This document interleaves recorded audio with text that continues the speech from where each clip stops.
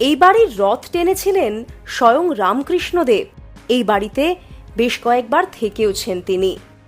আজও প্রতি বছর রথের দিন বেলুড় মঠের সন্ন্যাসীরা এই মন্দিরে আসেন। এই বাড়ি থেকেই রামকৃষ্ণ মিশন প্রতিষ্ঠার সিদ্ধান্ত নিয়েছিলেন স্বামীজি। এই বাড়িতে প্রায়ই আসতেন শ্রীমা সারদা দেবী।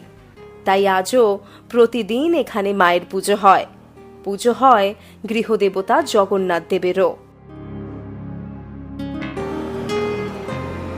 যাবেন নাকি বাগবাজারের বিখ্যাত এই বলরাম মন্দিরে?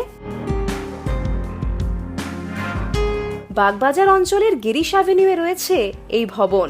গোটা ভবন ঘুরে দেখতে দেখতে হারিয়ে যাবেন এক অন্য জগতে। এতটাই শান্তি আছে এখানে, মিস করবেন না যেন। Follow for more.